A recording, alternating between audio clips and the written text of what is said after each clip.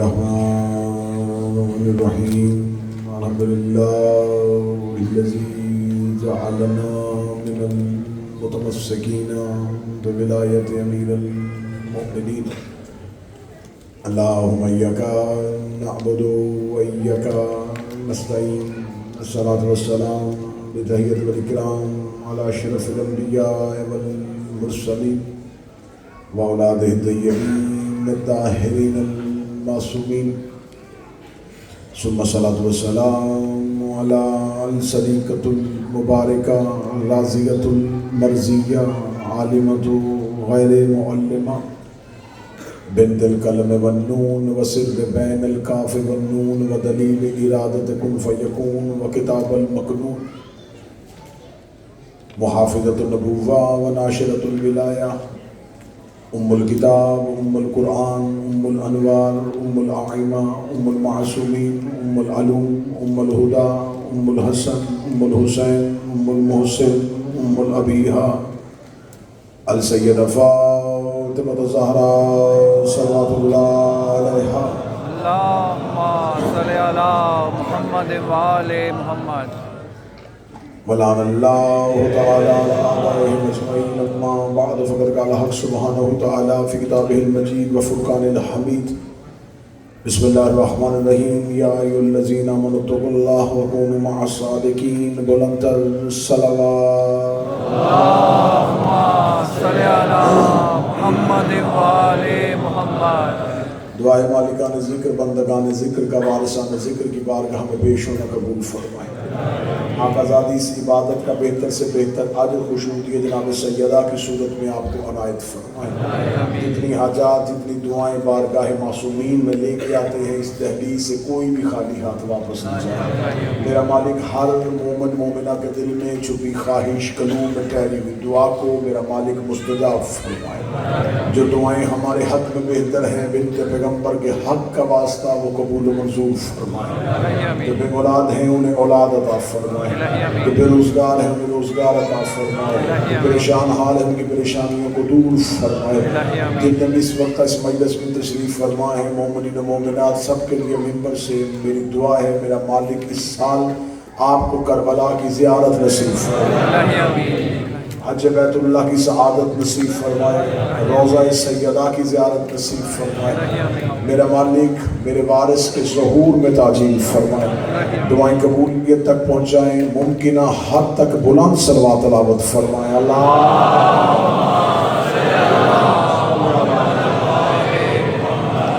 اجازت ہے ذکر شروع کیا جا سکے سلسلہ گفتگو چلتا چلتا اس موڑ پہ آ گیا ہے کہ خدا نے فرمایا کہ اگر تم چاہتے ہو کہ ہدایت یافتہ رہو تو اللہ سے ڈرو اور سچوں کے ساتھ ہو جاؤ خداوند متعال نے جن سچوں کے ساتھ ہونے کا ہمیں حکم دیا ہے وہ سچے بنانا ہمارا کام نہیں ان سچوں کو ماننا ہمارا کام ہے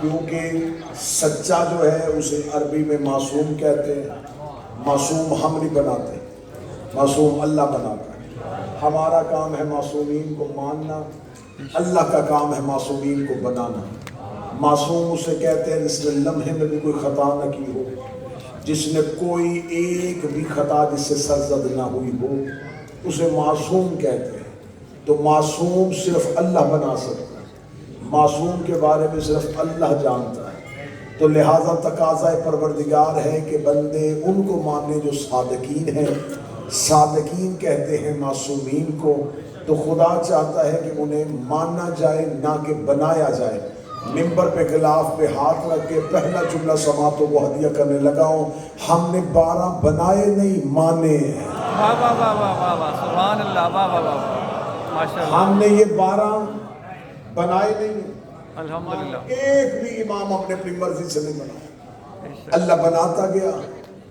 ہم مان کے اللہ بناتا گیا ہم نے اللہ کے بنائے ہوئے کو مانا اور یہ قانون مذہب جعفریہ کا ہے مجھے نہیں پتا اس مجمع میں کون بندے اس قانون میں یہ کہیں گے کہ بے شک یہ ہمارا بھی عقیدہ ہے اصول ہے فطرت کا قانون ہے جو ہو نہ اور بن بیٹھے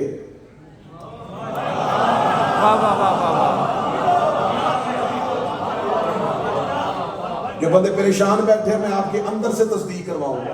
بسم اللہ. جو بندے سمجھ رہے کہ شاید جنہوں نے نعرہ لگایا, جنہوں نے ہاتھ اٹھا دیا, یہ اسی کے لیے جملہ کہا تھا, میں تم سب سے تصدیق کروانا چاہتا ہوں. خدا نے قرآن میں فرعون کا تذکرہ کیا, نمرود کی بات کی, شداد کی بات کی.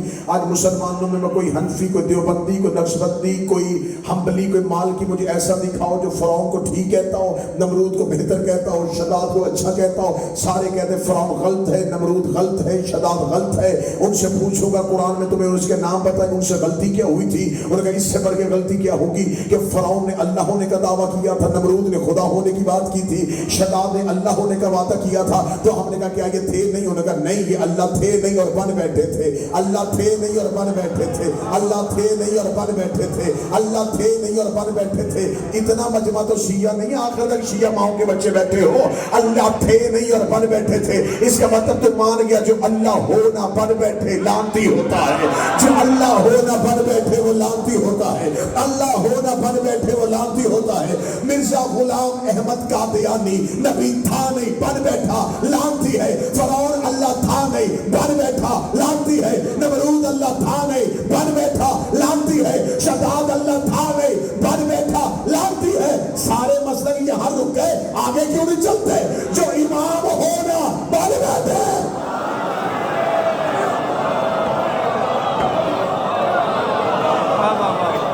جو ہونا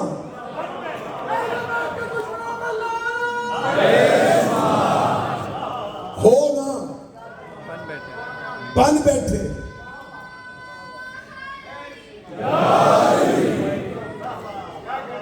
اس منصب پہ بیٹھنے کا قابل ہونا.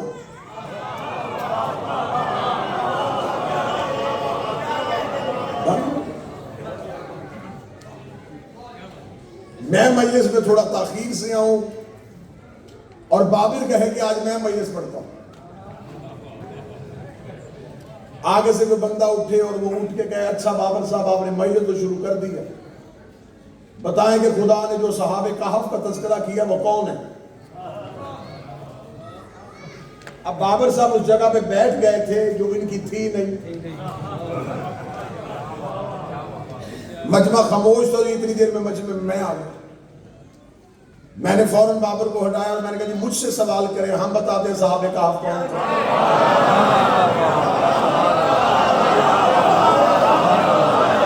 جب میں نے بابر کو ہٹایا تو مجھے قرآن کی عزت کی قسم, میں نے عزت بندے کی نہیں بچائی تھی, میں نے عزت ممبر کی بچائی.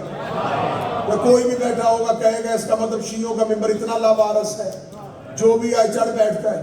میں نے ممبر کی عزت بچانے کے لیے اس بندے کا سوال کا جواب دے دیا. مجلس ختم ہونے کے بعد بابر میرا ہاتھ بڑھ گیا, الوی صاحب اگر آج آپ نہ ہو.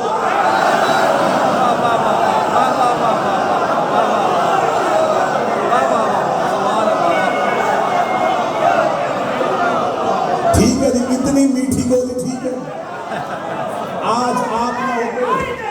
یا علی یا علی یا علی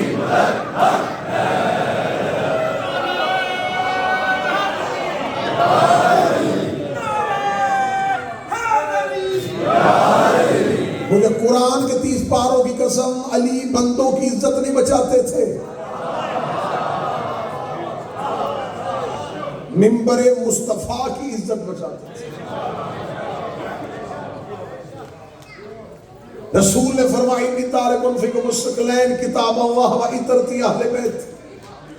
میں تمہارے درمیان چھوڑ کے جا رہا ہوں 2 ثقل 2 وزن, ایک قرآن ایک اہل بیت. حدیث ہر مسلک نے لکھی, حدیث ہر ایک نے مانی. 12 راویوں نے یہاں اہل بیت لکھا, ایک راوی نے سنتی لکھا. 12 روایتوں میں اہل بیت کا لفظ آیا, ایک راوی نے سنتی کا لفظ کہا.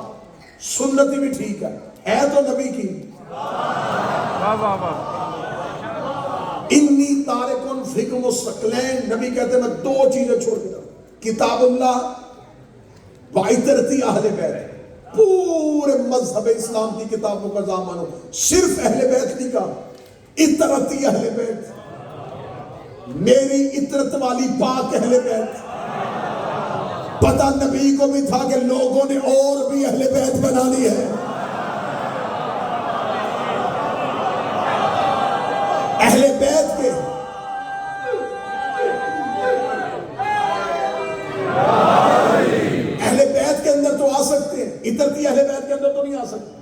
رسول نے کہا کون؟ میری عطرت والی اہل بیت، اگر تم نے اسے تھام لیا حتی یرد علی الحوض، یہ تمہیں حوض تک لے آئیں گے۔ کون؟ قرآن اور اہل بیت۔ پڑھا لکھا جملہ پڑھے لکھے مجمع میں کہنے لگا، رسول نے فرمایا قرآن اور اہل بیت کو پکڑ لینا، متمسک رہنا، ان کو تھامے رکھنا، حتی یرد علی الحوض، یہاں تک کہ یہ تمہیں حوض کوثر تک لے آئے۔ یا رسول اللہ، ایک کالی کملی والے میں غلام ہو کے پوچھتا ہوں، قرآن اور اہل بیت کو تھامے، حدیث میں کہتا ہے یہاں تک کہ یہ تمہیں جنت میں لے آئیں۔ وعدہ جنت کا کر، حوض کا کیوں کر رہا ہے؟ تو کہہ رہا ہے قرآن اور اہل بیت کو تھامے رکھو، یہ تمہیں حوض کوثر تک لے آئیں گے۔ ہم نے نمازیں پڑھی تھی جنت کے لیے، روزے رکھے تھے جنت کے لیے، زکاتیں دی تھی جنت کے لیے، اعمال کرتے رہے جنت کے لیے کہ تو ہمیں جنت دے گا، اور تو ہمیں حوض کوثر پہ لے کے آ رہا ہے۔ وعدہ جنت کا میں جنت میں لے کے آ، عجب نہیں کہ آواز مصطفیٰ ہے کہ حوض کوثر تک تم آ جانا، آگے جنت میں ساقی کوثر رہ گئے۔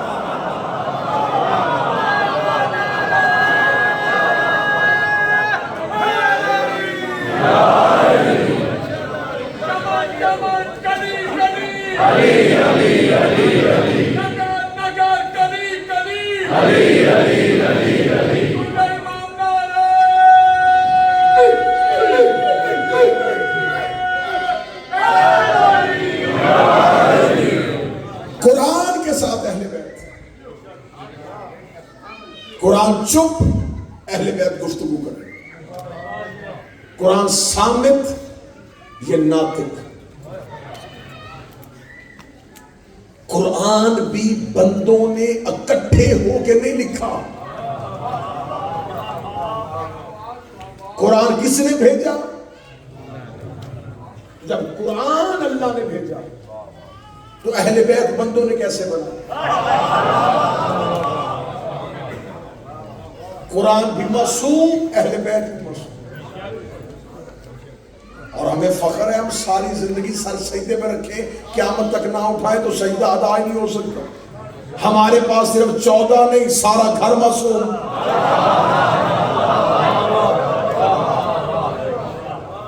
جدت پسند شیعہ بھی صرف 14 کو معصوم نہ ماننا، اگر 14 کو معصوم ماننا پھر کم میں جانا چھوڑ دو۔ تو سمجھدار بندے وہ میرے ساتھ بولے، وہاں ہے معصومہ کم، عباس معصوم۔ بے شک بے شک۔ سخی کے حوالے کے ساتھ منصوب مجلس ہے، مفاتیح الجنان ابھی منبر پہ لے آئے۔ مفاتیح الجنان سے لے کے مولا حضرت ابوالفضل عباس کے حرم میں زیارت کی کتاب تک۔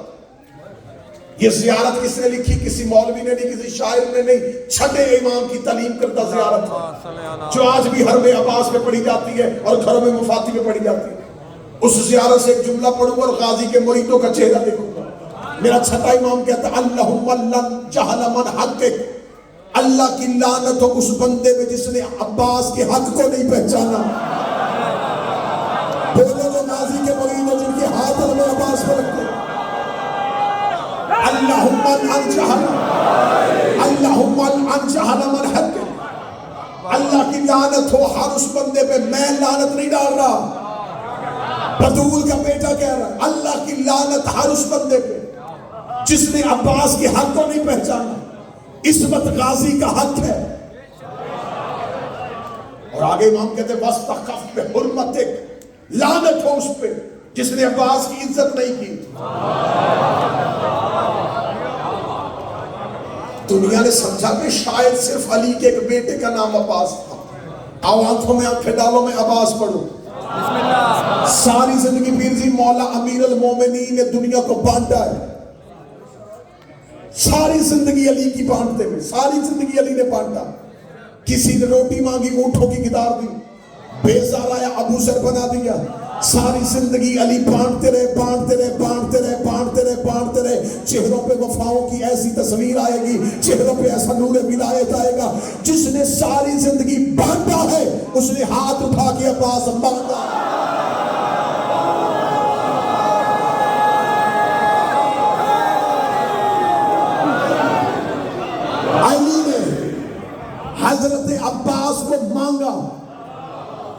حضرت ابراہیم نے اپنی ذریت میں امامت مانگی، موسیٰ نے اپنے بھائی ہارون کو اپنا وزیر مانگا، زکریا نے مانگا، ہر ایک اپنے بعد اپنا جانشین مانگتا رہا، حتیٰ کہ مصطفیٰ کا دور آیا، فرمایا میرے اللہ وجعلنی من لدنک سلطان نصیرا، میرے اللہ مجھے اپنے ہاتھ سے سلطان نصیرہ عطا فرما۔ اس کا مطلب ہے نوح نے بھی مانگا تھا، ابراہیم نے بھی مانگا تھا، موسیٰ نے بھی مانگا تھا، یوسف نے بھی مانگا تھا، یحییٰ نے بھی مانگا تھا، زکریا نے بھی مانگا تھا، مصطفیٰ نے بھی مانگا تھا، لیکن جب علی کا دور آیا، علی نے نہ حسن مانگا نہ حسین مانگا، اللہ نے بغیر مانگے حسن دے دیا، بغیر مانگے حسین دے دیا۔ آج 8 محرم حضرت عباس کا علم اٹھنا ہے، آؤ مولا علی سے پوچھیں، جب اللہ تجھے حسن حسین جیسے جوانان جنت کے سردار بغیر مانگے دے دیے، تو نے عباس کے لیے ہاتھ کیوں اٹھائے؟ میں تمہیں بتانا چاہتا ہوں، عباس علی کو بھی بغیر مانگے دے۔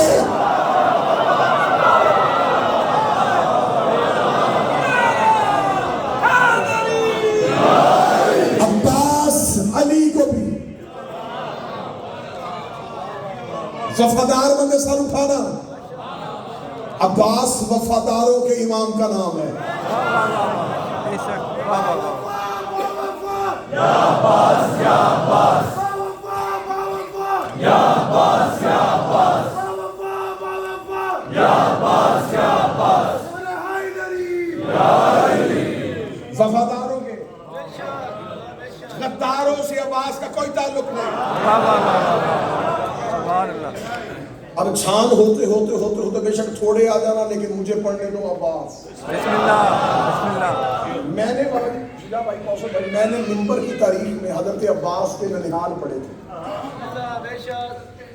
میں نے حضرت عباس کے ننھال پڑھے، پوری دنیا میں سنے گئے، میں نے حضرت عباس کا ننھال خاندان پڑھا، اس کے بعد وہ بہت مشہور ہوا مضمون۔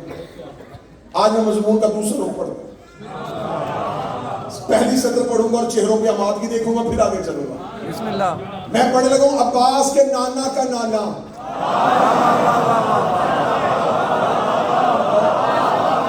جو غازی کے موقع پر تھے، حضرت عباس کے نانا کا نام تھا حزام۔ حزام بہادر تھے، میں پڑھ چکا کہ حضرت حزام کا نام عرب کے لوگ اپنی تلوار کے دستے کو بلندہ کرواتے تھے۔ میں نے حضرت حزام کی پوری ہسٹری پڑھی تھی، بنی کلاب پورا پڑھا تھا، بی بی ام البنین کا پورا خاندان پڑھا تھا، بی بی ام البنین کی شادی پڑھی تھی، عباس کا آنا پڑھا تھا۔ حضرت عباس کے نانا کے نانا حزام کے نانا کا نام تھا ابو البر۔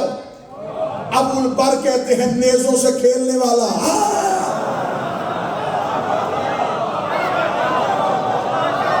ابو البر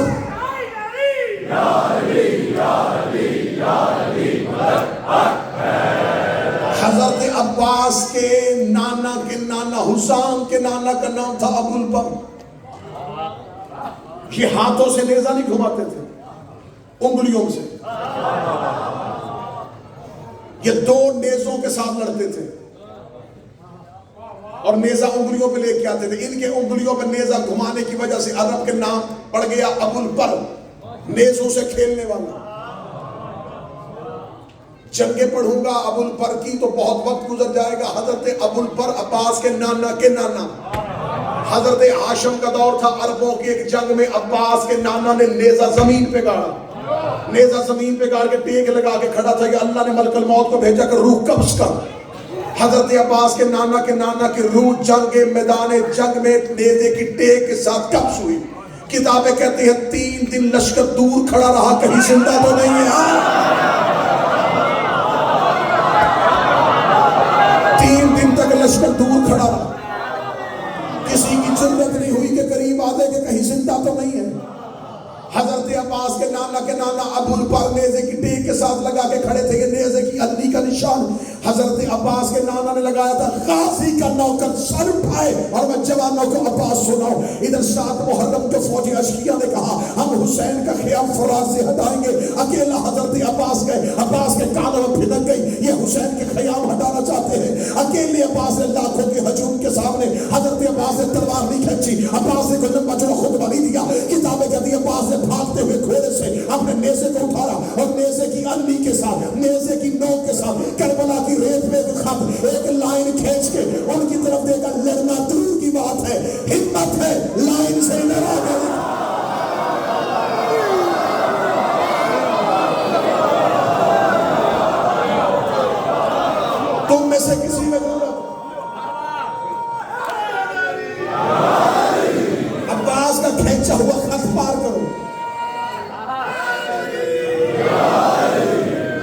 عباس کا کھینچا ہوا خط پار کرو.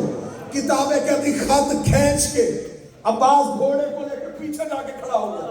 عباس نے کہا وہ کھڑا ہو, ضرورت ہے خط سے ادھر آؤ. 9 لاکھ کے گھوڑوں کے سموں کی طاقت مر گئی, کسی کی ضرورت نہیں ہوئی عباس کے کھینچے ہوئے خط سے آگے اپنا گھوڑا بھی لے کے آ جائے. شانسیں بھی خط کے پیچھے تھی. عباس نے 7 محرم کو کربلا کی ریت میں ایک لکیر کھینچی تھی. ایک بندے نے معصوم سے پوچھا جو قاضی نے لکیر کھینچی تھی وہ مٹ گئی ہے؟ فرمایا ابھی بھی نہیں مٹی. فرمایا کہاں ہے؟ فرمایا جہاں مجلس حسین ہوتی ہے اس کے باہر عباس کی کھینچی لکیر ہوتی ہے. آج کے بعد بندوں کی منتیں نہ کرنا کہ مجلس حسین پہ آؤ, حلقہ ماتم پہ آؤ, اور جنہیں عباس روک دے کوئی برا نہیں.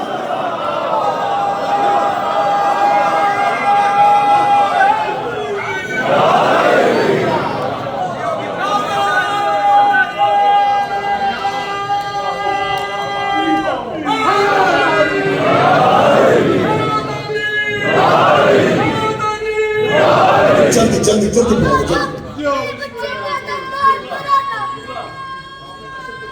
جی, ضرور پڑھو, ضرور پڑھو. میرے بچے کو دادار بنانا, عباس کے وفادار بنانا. تا عمر پڑے مولا علی کو خدا علم, تا عمر پڑے مولا علی کو خدا علم, جس پہ میں اسے امی سمیت مار.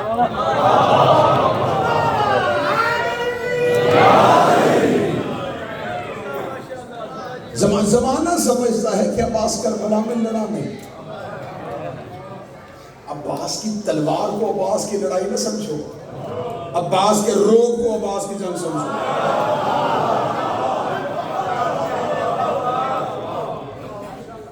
عباس کا روگ پڑھنے لگا.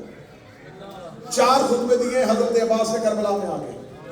پیچھے خطبہ دیا تھا مکہ میں کعبہ کی چھت پہ. 4 خطبے کربلا میں. پہلا 2 محرم, دوسرا 7 محرم, تیسرا شب عاشورا, چوتھا 10 محرم کا دن. 7 محرم عباس نے لکیر کھینچی. امر حسین تھا قیام عباس نے مرضی حسین سے ہٹا. شب عاشور عباس کے خطبے کی 2 سطریں پڑھوں گا. حضرت عباس نے دیکھا سامنے سے عمر بن سعد ملعون نے حسین کو ایک قاصد بھیجا. میں چاہتا ہوں کہ دونوں لشکروں کے مابین کچھ چیزیں طے پا جائیں, تو میں چاہتا ہوں کہ میں بھی ایک وفد بھیجتا ہوں, آپ بھی وفد لے کے آئیں. حسین نے عباس سے کہا عمر میرے ساتھ کچھ بات کرنا چاہتا ہوں. اکیلے عباس نے یہ بات کب کی ہے؟ شب عاشور. سامنے سے عمر بن سعد ملعون 70 لوگوں کو ساتھ لے کے عباس کے ساتھ صرف گفتگو کرنے آیا, بات چیت کرنے آیا. حضرت عباس اکیلے گھوڑے پہ بیٹھے بلا تشریف. عباس نے کہا ہاں کیوں بلایا ہے؟ عمر بن سعد نے اپنا گھوڑا آگے کیا, 70 پہرے داروں کے گھوڑے پیچھے. عمر بن سعد نے دیکھے کہا ہم نے بلایا حسین کو تھا, تو کیوں آ گیا؟ جملہ پہلا پڑھوں گا اور غازی جانے اور یہ مجمع جانے. بلایا حسین کو تھا, تو کیوں آ گیا؟ عباس نے ان کی آنکھوں میں آنکھ رکھا, تمہیں نہیں پتا میں حسین کی آنکھ ہوں. کوئی بندہ ہوتا تو صدر کی قیمت دیتا. انا عین الحسین, انا عین الحسین, میں حسین کی آنکھ ہوں. میں نے آنکھ کا بندے نہیں سمجھے, میں جملہ کھول دیتا ہوں.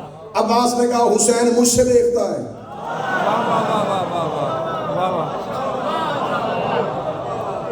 انا اذن الحسین, میں حسین کا کان ہوں.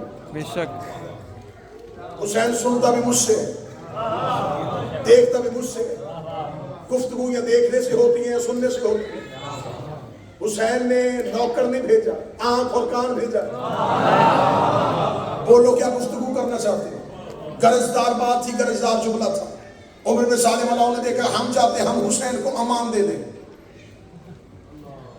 عباس نے کہا آگے, اس نے کہا ہم چاہتے ہیں ہم حسین کو امان دیں. حسین ایسا کرے, حسین کچھ شرائط ہمیں لکھ دے, ہم یہیں سے اپنا لشکر واپس لے آئے. ورنہ دیکھ قادسیہ تک ہمارے گھوڑے رک گئے, کوفہ تک ہمارا لشکر پیچھے کھڑا ہے. شام والے بیٹھے دمشق کے حاکم نے کہا ہے کہ قتل ہے حسین کرنا, ہم نہیں چاہتے قتل حسین ہو, ہم تمہیں امان دیتے ہیں.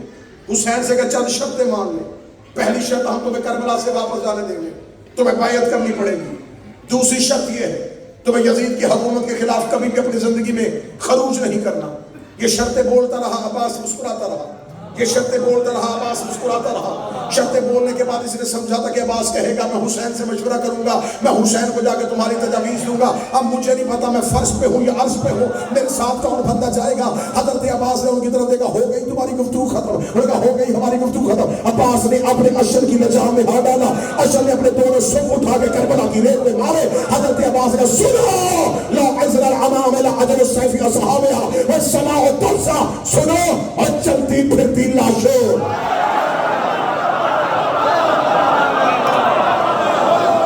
غازی کے نوکر، عباس کے نوکر، وفادار بندے تھے افغان۔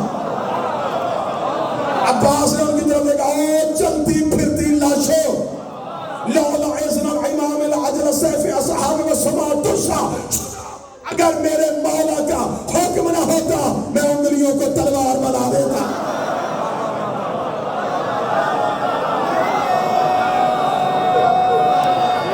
عباس بول رہا ہے کیونکہ حسین نے کہا تھا کہ جب معاہدہ دلنے کے لیے جاتے ہیں پھر تلوار لے کے نہیں جاتے، انہیں خبر تھی کہ آج عباس لڑے گا نہیں۔ عباس نے کہا تم نے کیا سمجھا ہے کہ عباس لڑے گا نہیں؟ لولا عزل الامام، اگر میرے امام کا حکم نہ ہوتا اجل السیف اصحابہ، میں اپنی انگلیوں کو تلوار بنا دیتا۔ اگلے جملے پہ مجمع اٹھے بھی عباس کے جملے کی قدر نہیں ہوتی۔ سپاہی کے پاس یا تلوار ہوتی ہے یا ڈھال ہوتی ہے، عباس نے کہا میں انگلیوں کو تلوار بنا لیتا، آسمان نوچ کے ڈھال۔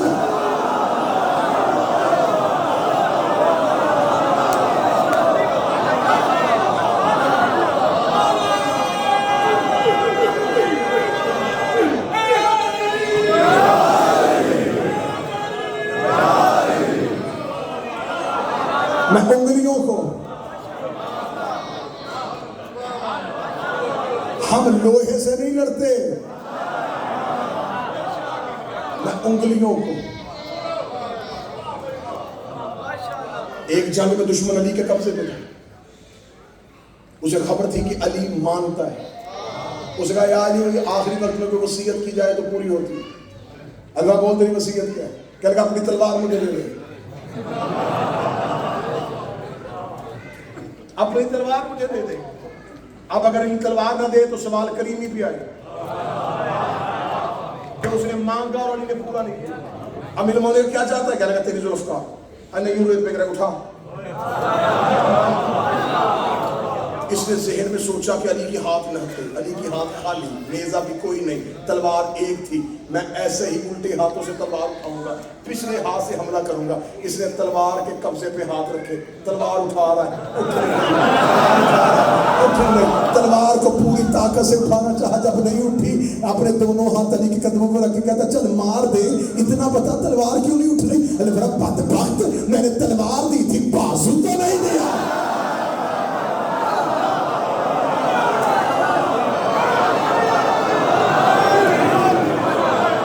میں نے تلوار دی تھی،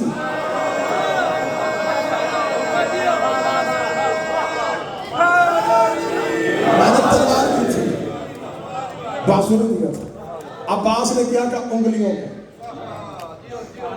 ایک اور جملہ سننا، نجف جاؤ مولا امیر المومنین کے حرم میں، علماء کا شہر ہے، مجتہدین کا شہر ہے۔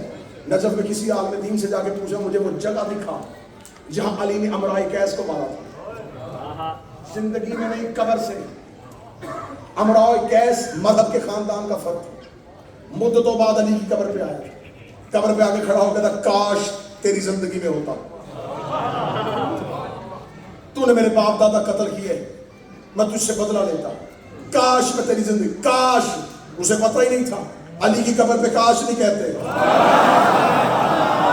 جو سمجھے ہو بالا حسین عزت ہے، کاش حسرت ہوتی ہے، علی حسرت اس کا کاش میری زندگی میں۔ قبر سے 2 انگلیاں باہر آئی،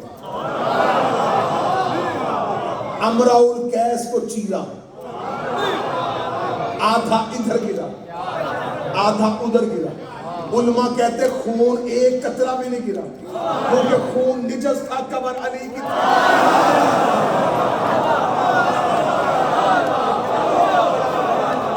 دو حصوں دلیلیں دے رہا ہوں میں، دلیلیں دے رہا ہوں حضرت عباس کے لفظ پہ، دلیلیں دے رہا ہوں۔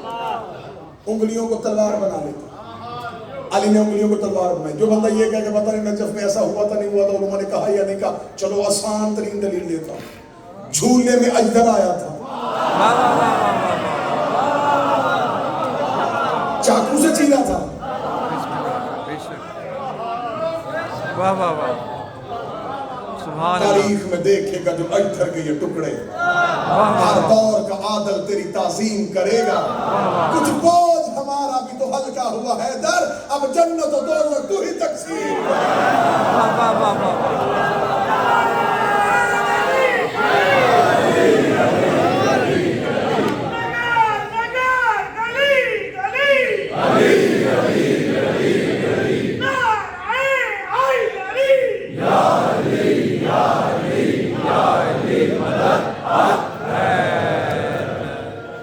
کیا کہا عباس نے؟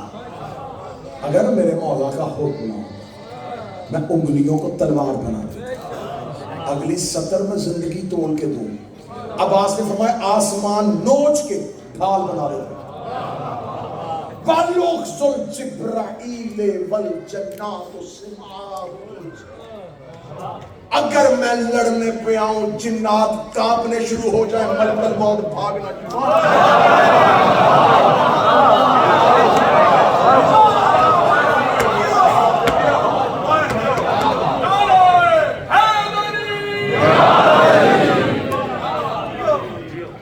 شجاع سنو حضرت عباس، حملے کیا سناؤں، لڑنا کیا سناؤں۔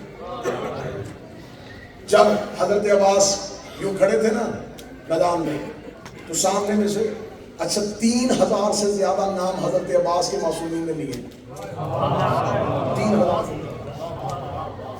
یہ القابات جو ہمارے پاس پہنچے نا، قمر بنی ہاشم، صاحب وفا، یہ 3000 سے زیادہ القابات معصومین نے لیے۔ ان میں میرے مولا کا ایک لقب ہے السائی، السائی، سائی کہتے ہیں سعی کرنے والا، سعی ہوتی ہے صفا اور مروا کے درمیان، حضرت حاجرہ نے کی تھی، صفا بھی پہاڑی ہے مروا بھی پہاڑی ہے۔ حضرت عباس کو السائی کب کس نے اور کیوں کہا تھا؟ 10 محرم کو یہ لقب پڑا تھا، حسین نے پہلی دفعہ یا صاحب السائی کہا تھا۔ کس وقت کہا تھا؟ حضرت عباس، کیونکہ کربلا ایک بالکل صاف پلین صحرا کا نام نہیں تھا، ریت کے ٹیلے تھے اس میں۔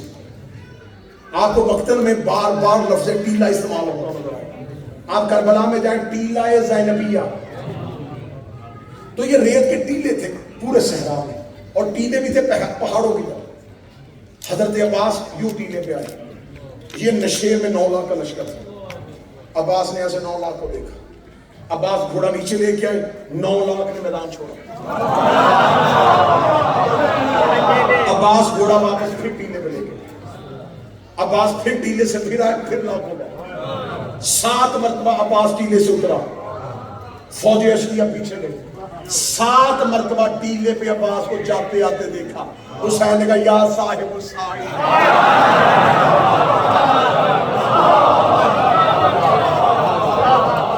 اے حسین کے لیے سعی کرنے والے، اے حسین کے لیے سعی کرنے والے۔ حاجرہ نے ایک بیٹے کے لیے سعی کی تھی۔ چلیں لفظ آ گیا تو میں یہاں کیوں لگا، حضرت عباس کھڑے تھے میدان میں، مولا عباس نے سامنے سے للکارا۔ تاریخ کہتی ہے کہ وہاں سے مردب نامی ایک شخص جس کا دعویٰ تھا وہ 1000 کے ساتھ ہوتا ہے، وہ اکیلا ہے۔ مولا عباس کے مقابلے پہ آتے ہوئے شبر ملاؤن نے ڈیلے پہ کھڑے ہوئے کہا عباس میں تیرے مقابلے کو اسے بھیج رہا ہوں جو 1000 سے لڑتا ہے۔ میں بالکل بھی عین ہی کتاب پڑھنے لگا ہوں، خصائص الحسینیہ میں ذکر العباس میں ایسے ہی لکھا۔ مولا عباس نے تلوار جو تھی وہ نیام سے نکلی ہوئی تھی، ہاتھ میں تھی، جو ہی سامنے سے 1000 سے لڑنے والا مردب آیا، عباس نے تلوار زانوں پہ رکھ لی، خود گھوڑے پہ بیٹھے تھے، تلوار زانوں پہ رکھ لی، نیزہ اندر رکھ لیا، اور دونوں ہاتھ گھوڑے کی یوں لجاموں میں پھنسا لیے، یعنی کہ عباس نے اپنے ہاتھوں کو بند کر دیا، اور جن چیزوں سے لڑائی ہوتی ہے وہ ساری چیزیں جو ہیں ان سے ہاتھ اٹھا دیا۔ سامنے سے مردب میں دوڑاتے ہوئے گھوڑا عباس کی طرف۔ انسانی فطرت ہے کہ آپ ایک جگہ پہ کھڑے ہو، ادھر سے کوئی بھاگتا ہوا ہے، اور آپ اس کی طرف نہ بھاگے اور آپ اپنی جگہ پہ کھڑے رہیں تو فطرتاً اس کا دماغ معاف ہو جاتا ہے. ذرا ایک لمحے کے لیے سوچ لیں جو کوئی بھاگتا ہوا آ رہا ہے وہ اپنی جگہ پہ کھڑا ہے تو قریب آتا دہل جائے گا کہ اس نے اپنی جگہ کیوں نہیں چھوڑی. حضرت عباس اپنی جگہ پہ یوں لجاموں میں ہاتھ ڈالا, گھوڑا دوڑاتا جب قریب آیا حضرت عباس وہی کھڑے, اس کا گھوڑا گرد اڑاتا ہوا عباس میں. جیسے ہی اس کا گھوڑا قریب آیا عباس نے اس کے نیزے پہ ہاتھ مارا اور ہاتھ مار کے اس کے گھوڑے کے پیٹ پہ لیتا.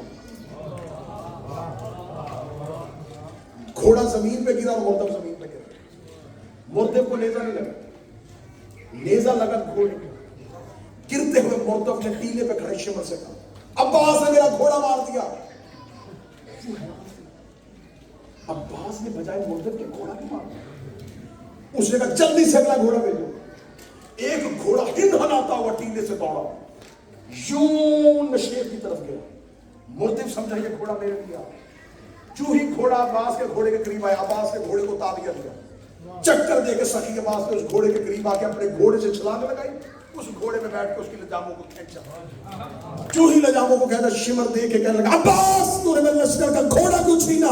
عباس نے کہا اس گھوڑے کا نام تابعہ ہے کہ تم نے مدائن میں حسن سے چوری کیا تھا.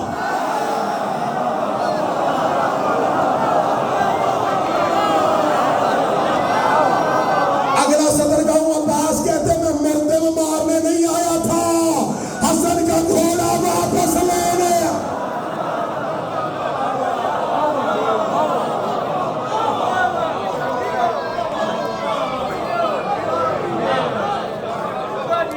اس گھوڑے کا نام تابعہ ہے.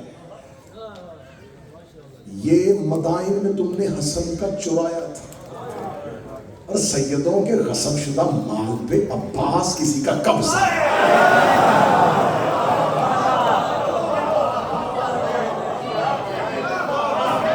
برداشت نہیں کرتا. میں نے وعدہ کیا تھا ایک مہینہ سلسلہ محرم میں کہ کہیں حضرت عباس ہے تو یاد کرائیے گا تو میں اشر پڑھ دوں گا. میرے بھائی نے مجھے یاد کروا دیا. اشعل جو ہے یہ مذکر کا صیغہ ہے. اس کا جو مؤنث ہے وہ ہے شعلہ. شعلہ لغت میں اس آنکھ کو کہتے ہیں جسے دیکھ کے دیکھنے والا بے ہوش ہو جائے. اور اشعل اس کا مذکر کا صیغہ ہے. جس کے پاس وہ آنکھ ہو اسے اشعل کہتے ہیں.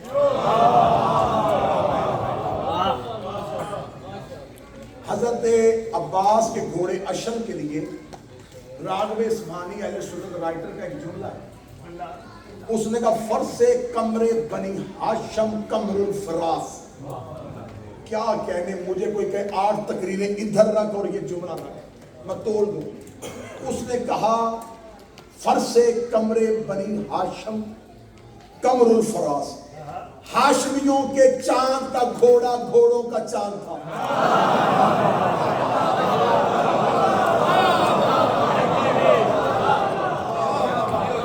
ہاشمیوں کے چاند کا گھوڑا گھوڑوں کا چاند. بس ایک ہلکی سی وفا بتاؤں کیونکہ وقت بہت زیادہ بیت گیا. ہلکی سی وفا حضرت عباس کے اشر کی سنا. حضرت عباس جب 10 محرم خیام سے نکل کے یوں سامنے لشکر کے گئے, لشکر کے سامنے جا کے میں نے کہا تھا شعلہ وہ آنکھ جسے دیکھ کے سامنے والا مر جائے اور اشر وہ جس کے پاس وہ آنکھ. حضرت عباس کا گھوڑا اشر جو ہی میدان میں گیا, کتاب کا ایک جملہ میرا خیال ہے مجھے پورا واقعہ پڑھنے نہیں دے گا اور آپ اس کا لطف لیں گے. کتابیں کہہ رہی ہیں اشل قدم بڑھا رہا تھا, 9 لاکھ گھوڑے قدم ہٹا رہے ہیں.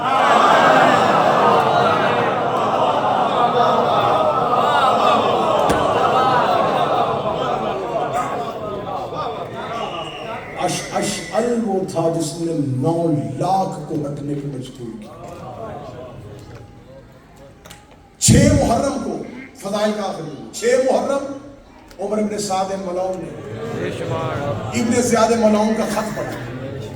ابن زیاد نے خط میں لکھا تھا مجھے بتا حسین کے خیام کی تعداد کتنی. اس نے واپسی میں تاریخ کا جواب لکھا میری فوج لڑنے کے لیے آتا ہے اور ہم جنگ کے لیے تیار ہیں. اس سے 7 محرم کو پھر خط لکھا میں نے پوچھا ہے حسین کے خیموں کی تعداد کیا. اس نے کہا میرا لشکر قادسیہ تک پہنچ گیا ہے، ہم حسین پہ حملہ کرنے کے لیے بےتاب ہیں۔ اس نے پھر اگلے دن خط لکھا، میں نے پوچھا ہے حسین کے خیموں کی تعداد کتنی؟ عمر ابن سعد ملعون نے پھر خط کا جواب دیا کہ میری فوج، میرا لشکر مکمل طاقت کے ساتھ حسین کو گھیرے ہوئے۔ اگلے دن اس نے خط میں لکھا، میں تجھے تیرے عہدے سے معزول کر دوں گا، میں نے 3 بار قاصد بھیجا ہے، مجھے بتا حسین کے خیموں کی تعداد کتنی ہے؟ اس نے ابن زیاد کے قاصد سے کہا، جا کے ابن زیاد سے کہہ دینا خیمے میں بیٹھ کے بات کرنا آسان ہے، ادھر آ، عباس کے ہوتے ہوئے میں حسین کے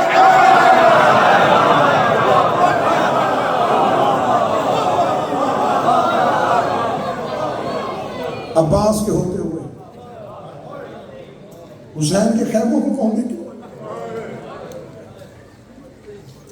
جتنی دیر عباس زندہ رہا کسی یزیدی لشکر کے سپاہی کی آواز بھی خیموں میں نہیں آئی۔